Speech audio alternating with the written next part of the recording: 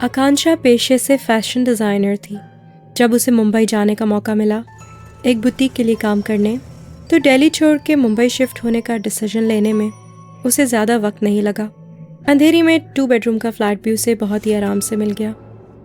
Flat उसने semi furnished ही लिया था, क्योंकि उसका अपना भी काफ़ी सामान था, जो पैकर्स ने उसके पहुंचने के 4 घंटे बाद ही पहुंचा दिया था। पूरा दिन तो सामान को अनपैक करने में ही चला गया, लेकिन उसके बावजूद भी काम कंप्लीट नहीं हुआ। बाकी का सामान उसने अनपैक कर लिया और फिर दूसरे कमरे में सोने चली गई। दिन भर थके होने की वजह से अभी आकांक्षा की आंख लगी ही थी कि उसने एक आवाज़ सुनी, जो उस कमरे से आ रही थी जहां अनपैक्ड सामान रखा था।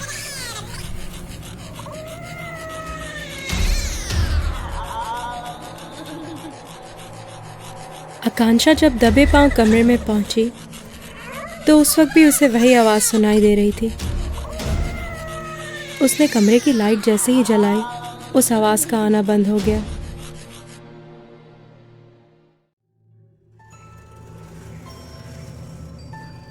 आकांक्षा को लगा कि जो कुछ भी हुआ वो उसका वहम था, इसलिए उसने कमरे की लाइट दोबारा बंद कर दी।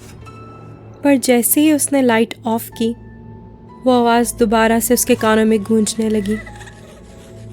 उस वक्त आकांक्षा को यकीन हो गया कि ये उसका वहम नहीं हो सकता।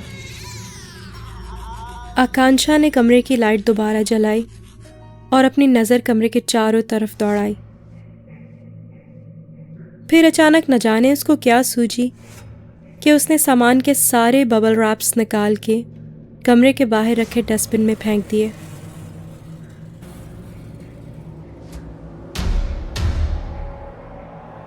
कमरे की लाइट ऑफ करने जब वो दोबारा गई तो उसने ज़मीन पर 2 परछाइयां देखी, जिनमें से एक परछाई चलते हुए कमरे से बाहर चली गई।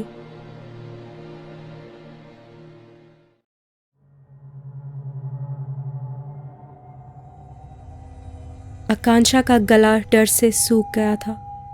वो डर के मारे भागते हुए अपने कमरे में गई और तभी उसकी अम्मी का फोन आया।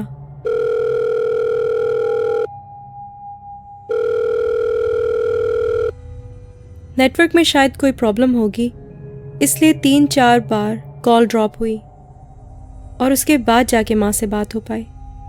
आकांक्षा ने रोते रोते सारी बात अपनी माँ को बताई, जिसे सुन के माँ ने कहा कि बेटा, इसमें घबराने की कोई बात नहीं है। आइंदा से जब भी तुम्हें इस तरह किसी बात पे डर लगे तो घर की खिड़कियाँ थोड़ा थोड़ा खोल देना, ताकि ताज़ा हवा घर के अंदर आए। इससे तुम्हारी तबीयत में बहुत फ़र्क पड़ेगा। और जब भी डर लगे तो हर दिन ये करना। काफ़ी देर अपनी माँ से बात करने के बाद आकांक्षा को भी दिल ही दिल में थोड़ा सुकून मिला और उसकी आंखों में हल्की हल्की नींद बढ़ने लगी थी। तभी उसने फ़ोन रखा और सोने चली गई। अभी रात इतनी ज़्यादा नहीं हुई थी, सिर्फ 11 ही बजे थे। पूरे घर के सन्नाटे को सिर्फ एक ही चीज़ तोड़ रही थी, और वो थी घड़ी की आवाज़।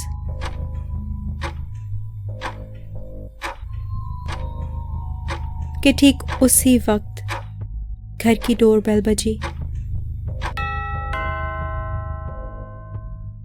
आकांक्षा डरी हुई तो थी ही और सोच रही थी कि क्या पता कौन हो दरवाजे पर।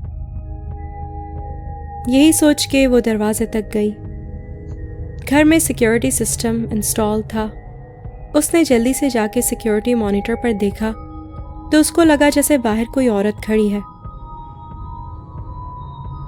बाहर काफी अंधेरा था, इसीलिए कुछ साफ दिखाई नहीं दे रहा था। बाहर कौन है ये देखने के लिए आकांक्षा ने दरवाजे के बाहर की लाइट जलाई। पर जब उसने लाइट जलाई तो अब बाहर मॉनिटर पर कोई नहीं दिखाई दे रहा था। आकांक्षा ने जैसे ही बाहर की लाइट स्विच ऑफ की, उसे मॉनिटर पर फिर से बाहर खड़ी कोई औरत दिखाई दी और साथ ही कानों में डोरबेल की आवाज़।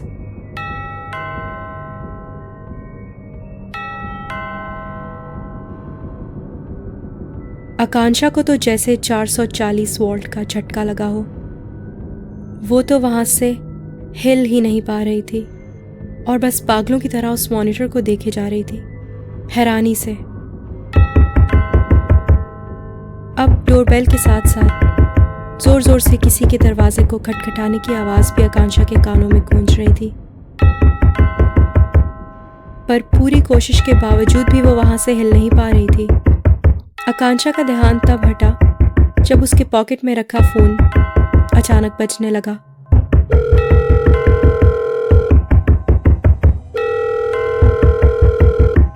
फोन आकांक्षा की माँ का था। आकांक्षा ने जैसे ही फोन उठाया, डोरबेल की आवाज और दरवाजे को खटखटाने की आवाज अचानक बंद हो गई। आकांक्षा ने फोन उठा के जल्दी से अपनी माँ को सारी बात बताई। आकांक्षा बहुत ज्यादा घबराई हुई थी और उसकी आवाज तो जैसे डर के मारे कांप रही हो। आकांक्षा की माँ ने आकांक्षा की हालत को देखते हुए कहा कि बेटा, इस तरह घबराने से कुछ नहीं होगा, तुम्हारी तबीयत और ख़राब हो जाएगी। इस बात से फ़ौरन अपना ध्यान हटाओ। शायद तुम बहुत ज़्यादा थकी हुई हो, इसीलिए तुम्हारे जहन में अजीबोगरीब ख़यालात आ रहे हैं। रात बहुत हो चुकी है, बस फ़ौरन अपने कमरे में जाओ, सोने की कोशिश करो और अब अपने कमरे से बाहर मत निकलना।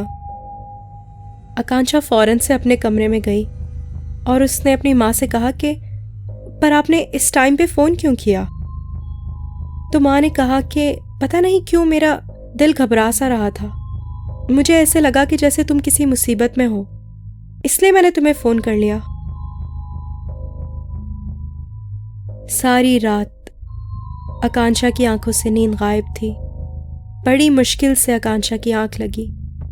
अगले दिन सुबह उठकर आकांक्षा ने पहला काम ये किया कि घर के सारे कमरों की खिड़कियां खोल दी और उसके बाद बेफिक्र होकर उसने सारा सामान अनपैक किया और दोपहर तक चीज़ें सेटल करके टीवी देखते हुए सिलाई मशीन पर सिलाई का काम करने लगी।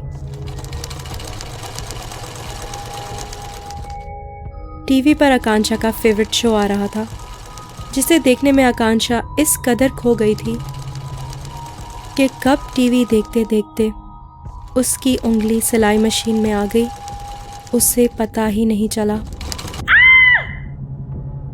आकांक्षा के मुंह से चीख निकल गई और वो दौड़ती हुई वॉश बेसिन तक गई। वो अभी वॉश बेसिन में अपनी उंगली धो ही रही थी कि उसे ऐसा महसूस हुआ कि उसके बार बार धोने के बावजूद भी खून उसकी उंगली से साफ नहीं हो रहा है।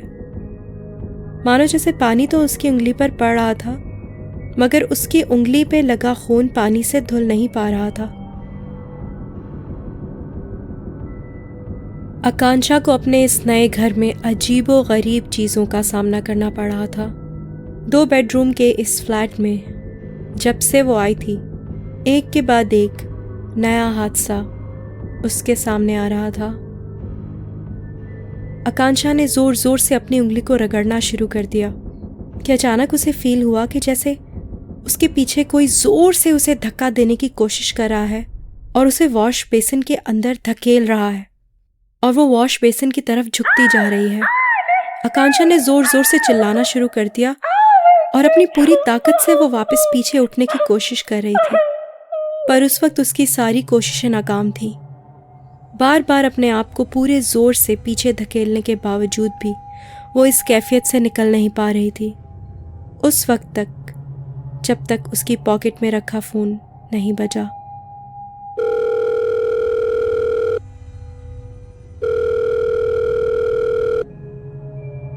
फ़ोन बजने के साथ ही सब कुछ वापस नॉर्मल हो गया।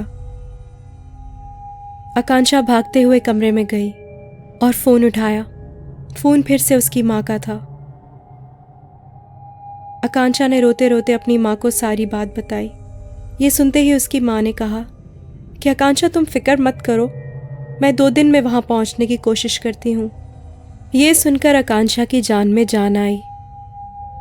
उस वक्त तक आकांक्षा की उंगली से खून निकलना बंद हो चुका था।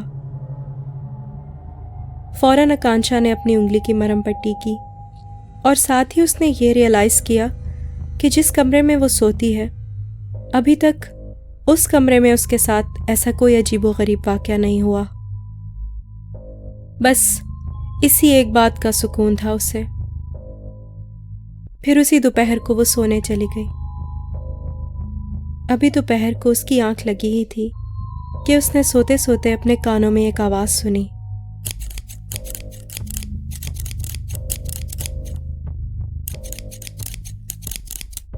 आकांक्षा बहुत नींद में थी। सोते सोते ये आवाज सुन के उसे महसूस हुआ कि जैसे वो कोई ख्वाब देख रही है।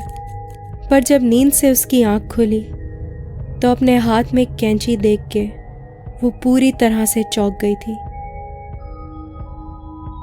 उसने अपने बेड की साइड टेबल पर रखे हुए लैंप को ऑन किया तो उसके पैरों से जैसे जमीन निकल गई।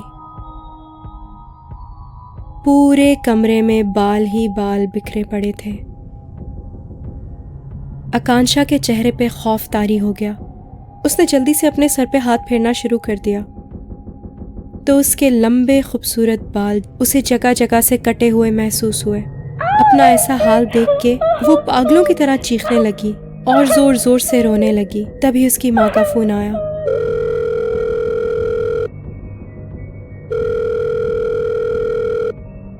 आकांक्षा ने रोते रोते अपनी माँ को सारी बात बताई। पूरी बात सुनकर उसकी माँ ने कहा कि आकांक्षा, ऐसा कुछ नहीं हुआ है, तुम जरूर कोई भयानक ख्वाब देख रही होगी।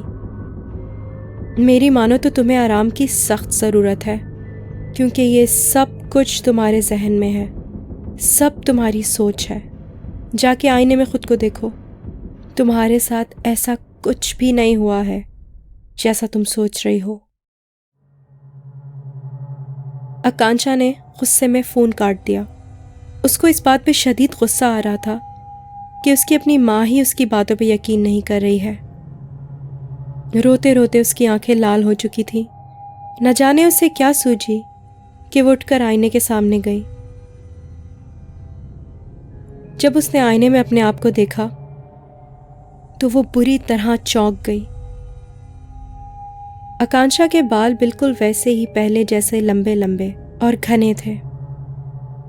फौरन से उसने पलट के अपने कमरे के बिस्तर को और फर्श को देखा तो वो ये देख के हैरान रह गई कि वहाँ एक भी बाल नहीं था।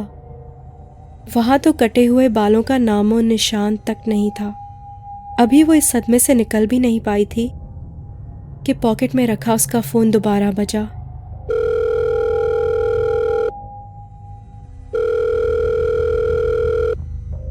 इस बार फ़ोन आकांक्षा के डैड का था, जो उसकी आवाज़ सुनते ही समझ गए थे कि कुछ तो है जो सही नहीं है। उनके पूछने पर आकांक्षा ने उन्हें सारी बातें बताई और ये भी बताया कि अगर मॉम नहीं होती और ठीक वक्त पे उनका फ़ोन नहीं आता तो शायद वो इन्हीं मुसीबतों में अटकी रहती। ये सुनते ही आकांक्षा के डैड ने एकदम चीखते हुए गुस्से से आकांक्षा को कहा, कांक्षा, कितनी बार मैं तुम्हें समझाऊंगा, तुम क्यों नहीं इस चीज को मान लेती कि तुम्हारी माँ मर चुकी है। हाँ, ये अच्छा है कि तुम्हारी माँ हमेशा तुम्हारे साथ है, तुम्हारे ख्यालों में, मगर इस तरह एक मरे हुए इंसान को हकीकत का नाम देना तुम्हें पागल कर देगा। ये तुम्हारी बीमारी बनता जा रहा है। मैं हर दिन तुम्हें इस तरह पागलों की तरह नहीं समझा सकता कि तुम्हारी माँ मर चुकी है, मान लो ये बात।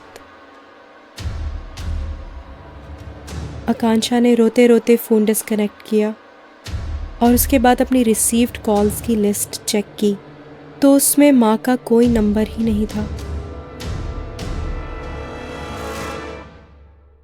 अपनी इन्हीं उलझनों में आकांक्षा मज़ीद उलझती चली जा रही थी। जो कुछ भी उसके साथ हो रहा था ये समझने की कोशिश करने लगी, पर लाख कोशिशों के बावजूद भी उसको कुछ समझ नहीं आ रहा था। उसने रात का खाना भी नहीं खाया और भूखे पेट ही सो गई। पूरे कमरे में दोबारा एक अजीब सी आवाज़ गूंजने लगी, जो आकांक्षा अपने कानों में साफ साफ सुन पा रही थी। ये आवाज़ उसके फ्लैट के सेकंड बेडरूम से आ रही थी। आवाज़ बढ़ती जा रही थी। आकांक्षा ने हिम्मत की और उठ के दूसरे कमरे की तरफ गई। आकांक्षा ने डरते डरते कमरे की लाइट जलाई तो आवाज़ तो बंद हो गई, पर उसकी नज़र जब ज़मीन पर पड़ी तो उसने ज़मीन पर दो परछाइयां देखी। वो डर के मारे भागते हुए अपने कमरे में गई और अभी उसने अपने कमरे का दरवाज़ा बंद किया ही था कि पॉकेट में रखा उसका फ़ोन बज उठा।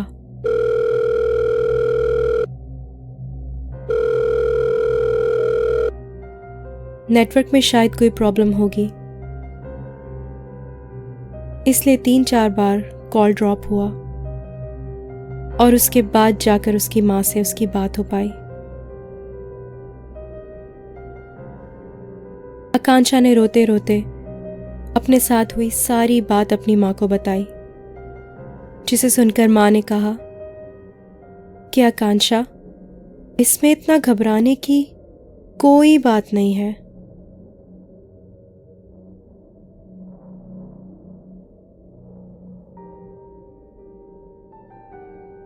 आकांक्षा की ये हालत या तो उसकी बीमारी थी या फिर उसका दिमाग उसके साथ खेल खेल रहा था, क्योंकि उसकी माँ की बात उसके अलावा और कोई नहीं सुन पाता।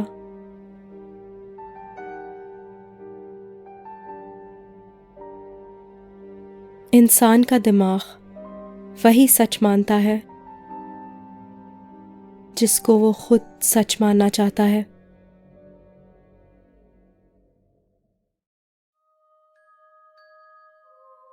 मेरी आवाज़ में और कहानियाँ सुनने के लिए सब्सक्राइब कीजिए मेरा YouTube channel horror stories Hindi Urdu and share this video to support me, ताकि मैं आपके लिए और कहानियाँ बना सकूँ। मिलती हूँ आपसे अगली कहानी के साथ।